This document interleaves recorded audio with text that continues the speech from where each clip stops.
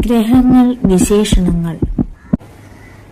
ചുവപ്പ് ഗ്രഹം ചൊവ്വ ഇരുമ്പിന്റെ ആവരണമുള്ള ഗ്രഹമായതിനാലാണ് ഇതിന് ചുവപ്പ് നിറം ലഭിക്കുന്നത്. തുരുമ്പിച്ച ഗ്രഹം ചൊവ്വ ചൊവ്വയുടെ ഉപരിതലത്തിലുള്ള ഇരുമ്പിന്റെ അംശം ഓക്സിജനുമായി പ്രവർത്തിച്ച് തുരുമ്പുണ്ടാക്കുന്നു.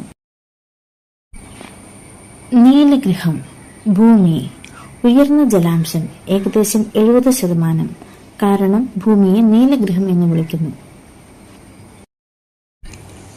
തിളക്കമുള്ള ഗ്രഹം ശുക്രൻ ശുക്രന്റെ അന്തരീക്ഷം സൂര്യപ്രകാശത്തെ നന്നായി പ്രതിഫലിപ്പിക്കുന്നതിനാലാണ് തിളക്കമുള്ള ഗ്രഹം എന്ന് പറയുന്നത്. പ്രഭാതഗ്രഹം ശുക്രൻ സൂര്യോദയത്തിന് തൊട്ടു മുൻപ് കിഴക്കൻ ചക്രവാളത്തിൽ ശുക്രനെ കാണാൻ കഴിയും. അതിനാലാണ് ഇതിനെ പ്രഭാത നക്ഷത്രം എന്ന് വിളിക്കുന്നത്. ഭൂമിയുടെ ഇരട്ട ശുക്രൻ ശുക്രനും ഭൂമിക്കും ഏകദേശം ഒരേ വലിപ്പവും പിണ്ഡവും ഘടനയും ഉള്ളതുകൊണ്ടാണ് ഈ പേര് ലഭിച്ചത്. ഇതിനെ ഭൂമിയുടെ സഹോദരി ഗ്രഹം എന്നും വിളിക്കാറുണ്ട്. പ്രഭാത നക്ഷത്രം സായാഹ്ന നക്ഷത്രം.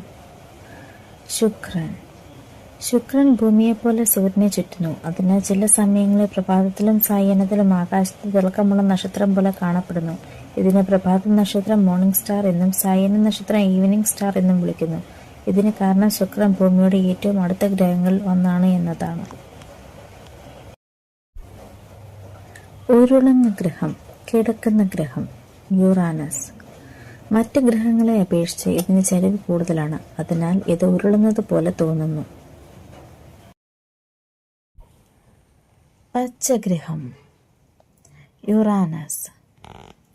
യുറാനസിന്റെ അന്തരീക്ഷത്തിലുള്ള മീഥേൻ സൂര്യപ്രകാശത്തിലെ ചുവപ്പ് വെളിച്ചം ആഗിരണം ചെയ്യുന്നു. അതിനാൽ നീലയും പച്ചയും നിറമുള്ള പ്രകാശം മാത്രം പുറത്ത് പ്രതിഫലിക്കപ്പെടുന്നു.